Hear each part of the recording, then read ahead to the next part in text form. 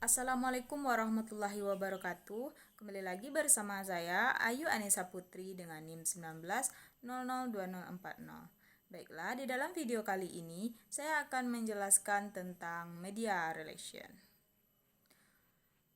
VR dari suatu lembaga memiliki kaitan yang sangat penting dengan media, dikarenakan berita-berita terbaru mengenai suatu lembaga akan dipublikasikan atau diiklankan melalui media, yang mana media merupakan suatu wadah atau suatu sarana yang digunakan untuk menyampaikan informasi kepada orang banyak dengan mudah dan dengan cepat. Begitu. Kalau melihat pengertian dari media relation sendiri adalah suatu usaha yang dilakukan oleh suatu lembaga atau yang di dalamnya ada pihak VR yang digunakan untuk menyampaikan informasi secara maksimal kepada khalayak tentang keunggulan-keunggulan dari lembaga kita sendiri atau berita-berita terbaru yang ada di lembaga kita, dan kita akan menyampaikannya secara lebih luas dan lebih cepat, tepat melalui media tersebut.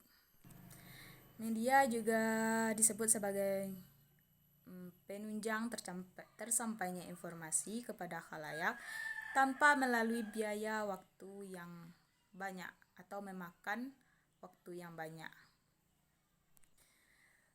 Untuk menjalin hubungan dengan pihak media, kita harus mengetahui terlebih dahulu bagaimana pihak media tersebut dari berbagai segi. Kita harus mengenali media yang akan dituju untuk dijadikan sebagai tempat menyampaikan informasi dari pihak lembaga kita. Contoh yang harus diperhatikan adalah yang pertama itu, bagaimana citra dari media tersebut. Apakah citranya baik di dalam masyarakat ataupun tidak. Kita harus melihatnya terlebih dahulu.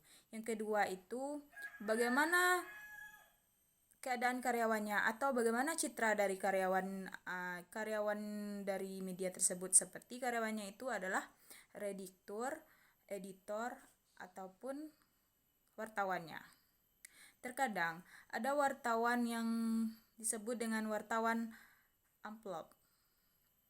Di dalam hal ini, jadi penting untuk melihat dan mengetahui terlebih dahulu bagaimana pandangan masyarakat terhadap wartawan tersebut. Jadi begitu.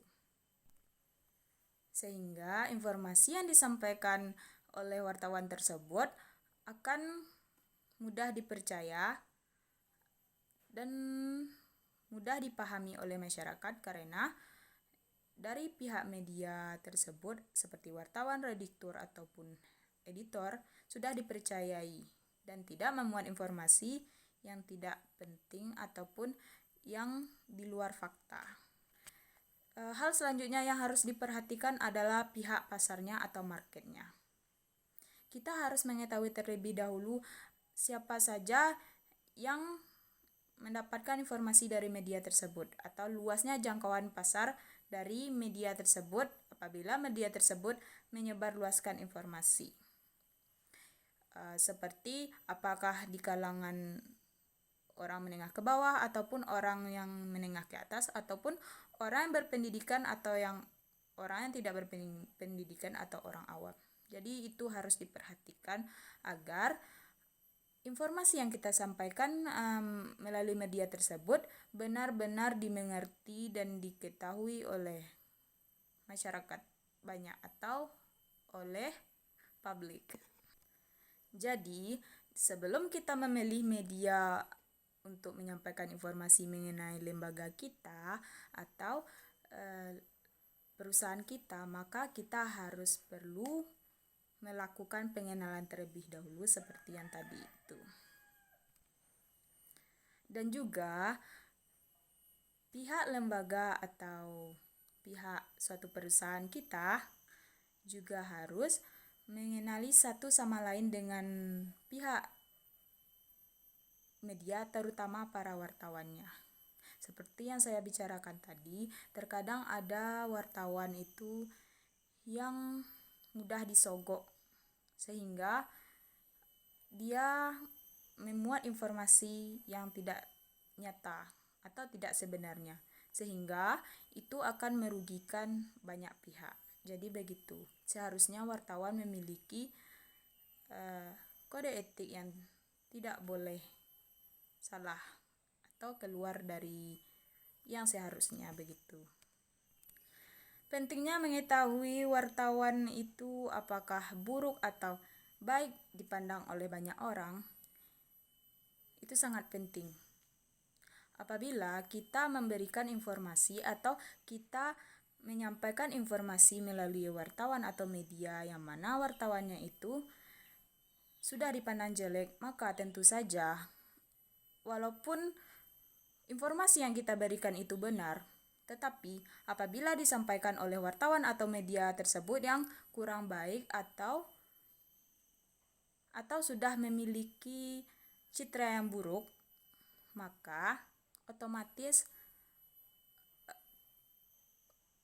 informasi yang kita sampaikan itu akan dianggap jelek oleh orang banyak atau tidak sebenarnya, karena sudah ada citra yang tidak baik dari lembaga atau dari media atau wartawan tersebut. Materi selanjutnya yang akan saya jelaskan yaitu tentang media massa.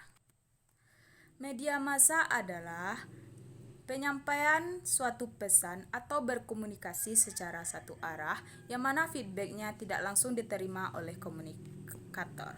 Seperti media massa yang saya ketahui seperti televisi. Informasi yang dimuat di dalam televisi tersebut tersebar luas ke seluruh wilayah, tetapi efeknya atau feedbacknya tidak dirasakan secara langsung.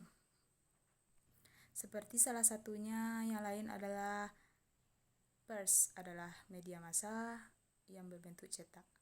Itu merupakan pandangan orang sekarang, tetapi sebenarnya pers itu adalah mencangkup semua media seperti media elektronik, internet seperti media sosial dan lain sebagainya. Tetapi orang tetap menyebutkan media massa pers ini hanya berbentuk cetak saja, dikarenakan dulu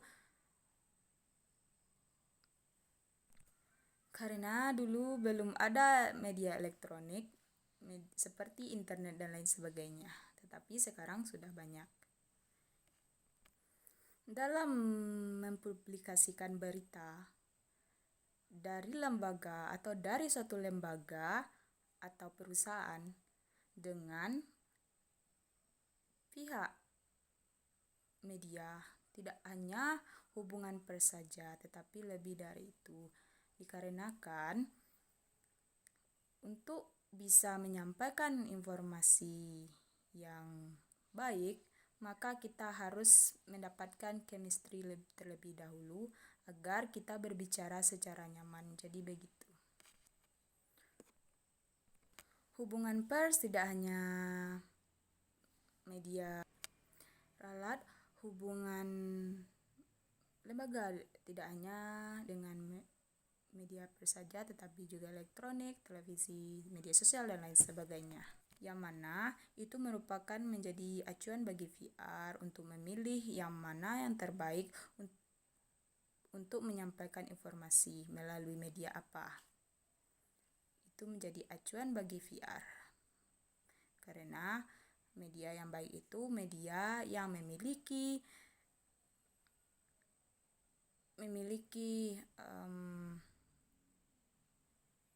citra yang baik di dalam masyarakat. Prinsip suatu media ada beberapa macam yang harus dimiliki oleh media tersebut. Yang pertama, media itu harus menyampaikan informasi yang real atau nyata. Apabila suatu media mempublikasikan suatu informasi atau suatu berita yang tidak benar, maka akan berdampak buruk bagi kedua belah pihak, terutama dari pihak yang menerima informasi, bukan yang memberikan informasi. Jadi begitu. Suatu informasi harus disampaikan secara nyata, secara keadaan sebenarnya. Baik kenyataan itu baik ataupun kenyataan itu buruk, harus dipublikasikan. Tetapi sebenarnya berita yang sangat laku di pasaran atau yang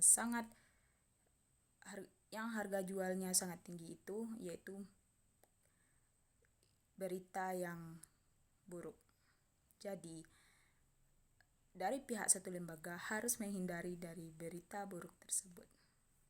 Jadi begitu. Prinsip yang kedua itu adalah media menemukan makna. Disebut begitu dikarenakan karena media tersebut menyampaikan informasi-informasi yang sebelumnya kita belum tahu atau kita belum pernah mendengar sebelumnya. Jadi, kita menemukan makna dari berita yang telah disampaikan oleh media tersebut. Prinsip selanjutnya yaitu para pekerja media seperti editor, redaktor, dan wartawan, kita sebagai pihak VR atau pihak lembaga harus mengerti dengan keadaan atau pekerjaan dari orang ini. Seperti wartawan itu bekerja di buru waktu. Maksudnya, wartawan mencari berita yang terbaru. Dia selalu bekerja baik pagi, siang, malam, dan tidak tentu waktunya. Di mana ada berita terbaru atau kejadian terbaru, dia harus ada di sana. Jadi, selalu diburu waktu. Jadi, kita sebagai pihak VR atau lembaga harus mengerti itu. Kita tidak bisa mengadakan pertemuan dan kita datang terlambat ataupun kita itu melakukan coffee break terlebih dahulu. Jadi, apabila kita bertemu dengan wartawan, maka kita itu harus to the point. Jadi begitu.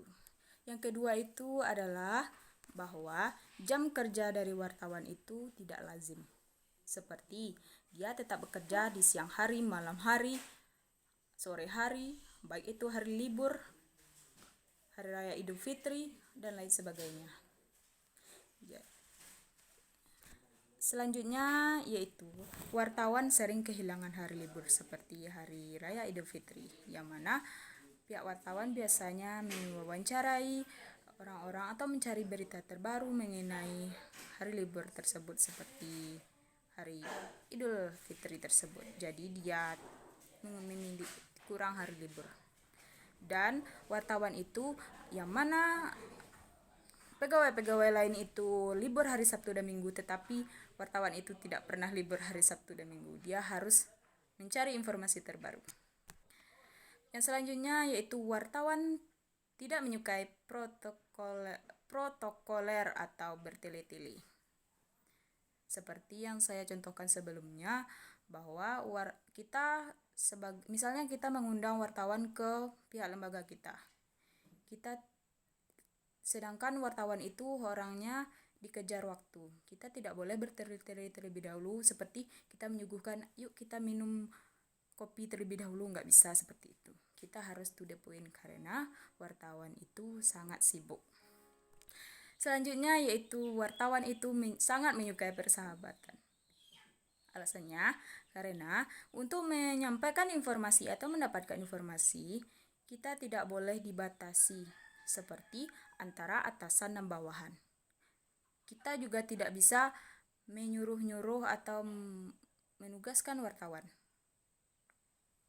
dikarenakan dia independen dan dia sangat menyukai persahabatan, dikarenakan untuk mendapatkan informasi itu secara keseluruhan kita harus mendekatkan diri atau harus ada chemistry-nya terlebih dahulu sehingga kita bisa berbicara face to face atau berbicara hati ke hati begitu.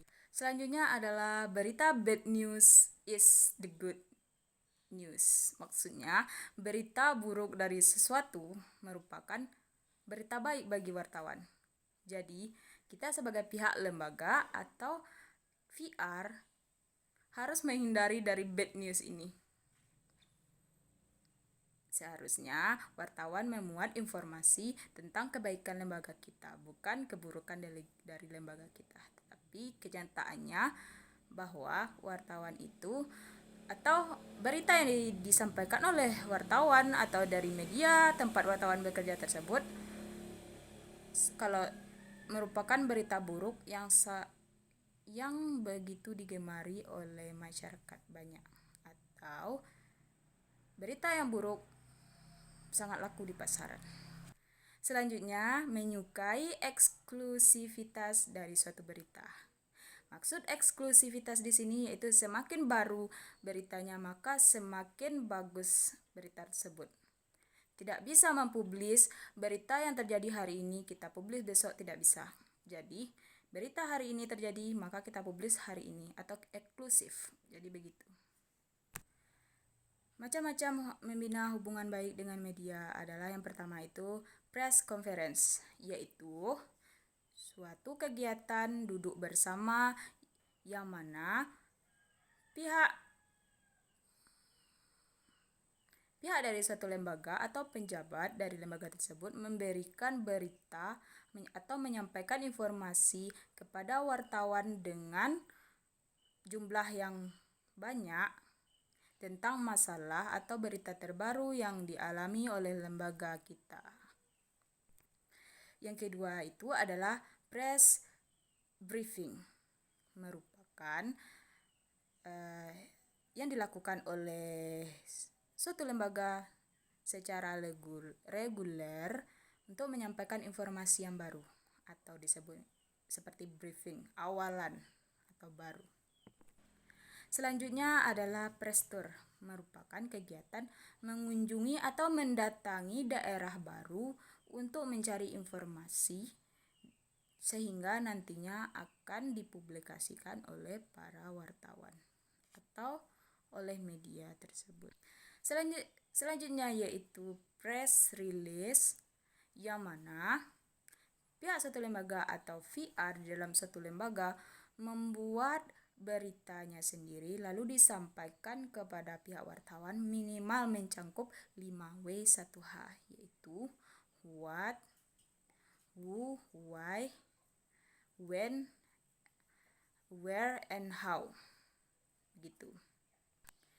Yang selanjutnya adalah special event, seperti pihak lembaga mengadakan acara besar atau event seperti peresmian gedung dan sebagainya. Jadi kesempatan itu digunakan oleh lembaga untuk mempublikasikan atau menyampaikan informasi mengenai keunggulan-keunggulan atau kebaikan-kebaikan dari lembaganya tanpa mengeluarkan banyak biaya.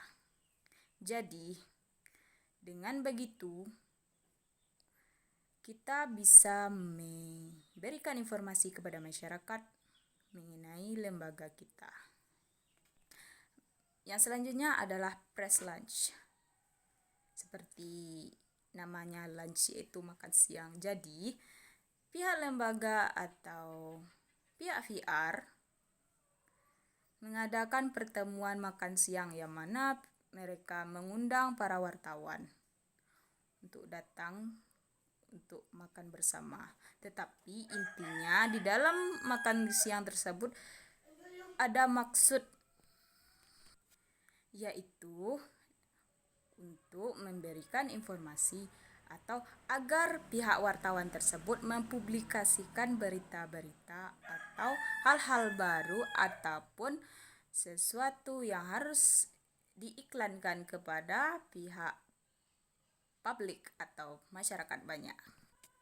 Selanjutnya yaitu press interview, yang mana pihak lembaga atau pihak VR mengundang sendiri wartawan untuk datang ke perusahaan atau lembaga kita, yang mana dia atau pihak wartawan tersebut harus bertanya kepada kita, lalu kita yang menjawab.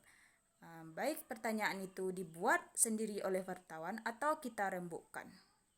atau pihak lembaga dengan pihak wartawan bekerja sama untuk menentukan pertanyaan-pertanyaan yang harus disampaikan dan harus dijawab. Yang terakhir itu adalah etika media relation.